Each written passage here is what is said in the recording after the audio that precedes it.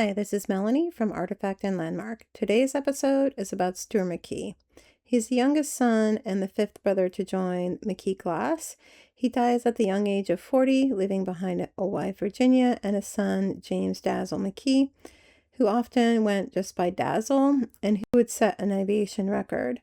Stewart was also involved with a number of businesses, including banks, insurance companies, and railroads. He marries Virginia Dalzell in about 1883.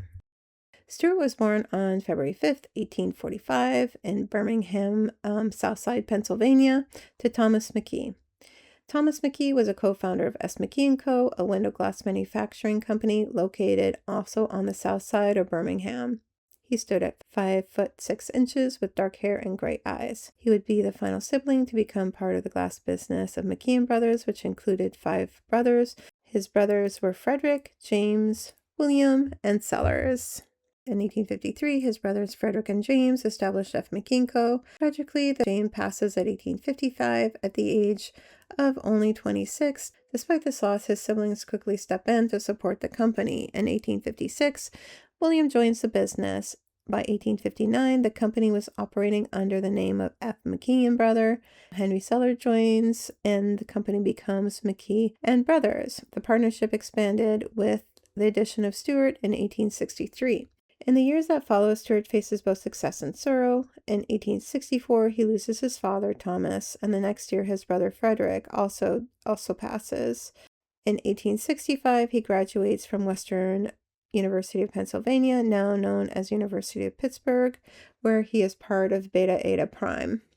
At this time, he resides at the family home located at 1005 Bingham Street. Like his other family members, Stewart quickly engages in many business opportunities. In 1870, the same year of the commemoration of Merchants and Manufacturers National Bank's new building, Stewart takes on the role of director at that bank and will continue until his untimely death. Some additional companies attached to Stewart are the Southside Gas Company, the Birmingham Bridge Company, and the Fuel Gas Company. In 1881, he is the founder of the People's Electric Light Company. In 1883, Stewart, his mother Hetty, and sisters relocate to 139 Sheffield Street on the north side, then known as Allegheny City. That same year, on June 9, 1883, Stewart weds Virginia A. Dalzell. They settle a few doors down at 111 Sheffield Street. In the coming years, the family undergoes significant changes. On June 24, 1884, Hetty, Stewart's mother, passes away. A month later, on July 27, 1884, Stewart and his wife celebrate the birth of their only son, James Dalzell McKee. Unfortunately, the following year, on November 11th, Stewart unexpectedly dies, leaving his wife, Virginia, and their 16-month-old son, Dalzell, behind with no will. In 1887, Virginia's brother, J. Willis Dalzell, submits a petition to appoint a commissioner to manage the division of the properties co-owned by Stewart and his brother H. Sellers McKee. This request reveals details about their shared assets, which includes the factory, 20 lots in the 13th Ward, and 16 acres in the 20th Ward. In 1888, Virginia moves to 214 Ridge Street on the north side, close to her brothers John H. and J. Willis. Nearby at 230 Ridge is another relative, H. Sellers McKee. Although her address eventually changes to 939 Ridge, Virginia will spend the majority of her life at this residence. In her later years, she will occupy an apartment at the Shenley Hotel. Virginia devotes the rest of her life to nurturing her son. The social column highlights some of her vacation destinations, including a popular spot, Bedford Springs. She unfortunately experiences more loss. In 1994, she loses her brother John H. Dalzell. In 1898, she loses her brother J. Willis. In about 1901, age 16, Dalzell is described as 5'11", with brown hair and eyes. We know that Virginia first enrolls Dalzell at the Allegheny Preparatory School. Pittsburgh history buffs may be interested to learn that the school's name is still seen on the building at 900 Lincoln on Pittsburgh's north side.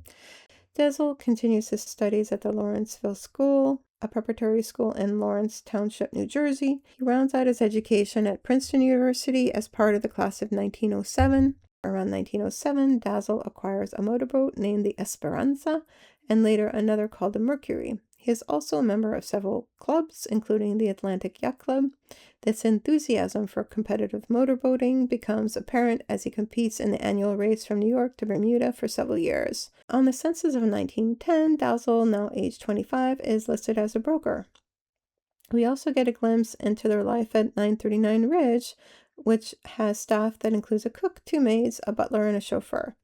In 1911, Dalzell, along with Virginia and Harriet Morgan, file a lawsuit concerning Hetty McKee's estate against H. Sellers, Virginia's brother-in-law, who is accused of mismanagement. In 1914, at the age of 29, Dalzell joins the Board of Exchange National Bank, a position previously held by his uncle J. Willis Dalzell. That same year, he filed suit against the Pittsburgh and Lake Erie Railroad for their encroachment on the old McKee factory property.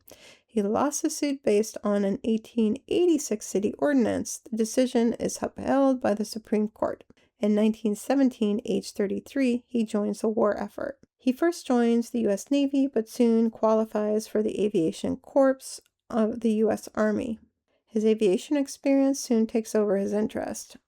About the time he completes his military service, he joins the Air Club of Pittsburgh. He also holds the rank of captain in the Army Air Service Corps. In 1925, the city of Pittsburgh sees the opening of its inaugural airport, Rogers Field.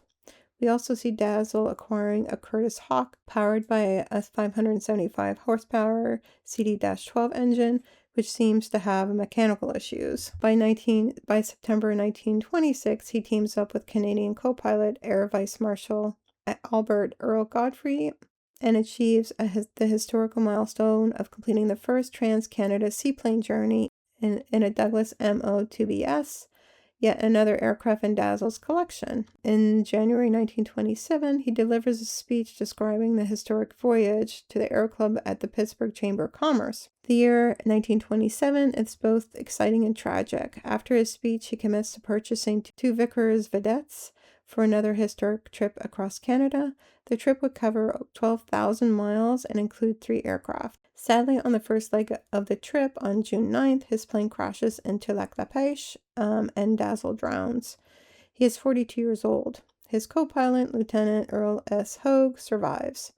Naturally, due to this tragedy, the original trip is called off. Virginia holds his funeral on July 13th at Mrs. William B. Trainor's home, who is Martha, the daughter of her brother Louis W. Martha's home is at 946 Ridge Avenue. He is buried in the family plot at the Allegheny Cemetery. Shortly before he passes, he endowed a trophy to Canada, known as a Trans-Canada Trophy, or more generally known as the McKee Trophy, to honor individuals who made significant contribution to aviation in Canada. Not long after, Virginia dies on March 6. Her memorial service is held March 8th at the home of Mrs. William B. Trainor, again formerly Martha Dalzell, at 1074 Devon Road in Squirrel Hill. She is interred at the Thomas McKee family plot at the Allegheny Cemetery. Virginia's legacy is still felt in Pittsburgh. She left over $2.5 million in her will, which equates to about $47 million in today's money. How she divided the estate reflects what and who she valued. First, she left in trust about $800,000 to benefit the poor, which is still a trust that exists. She then gave over $800,000 to the First Presbyterian Church of Pittsburgh.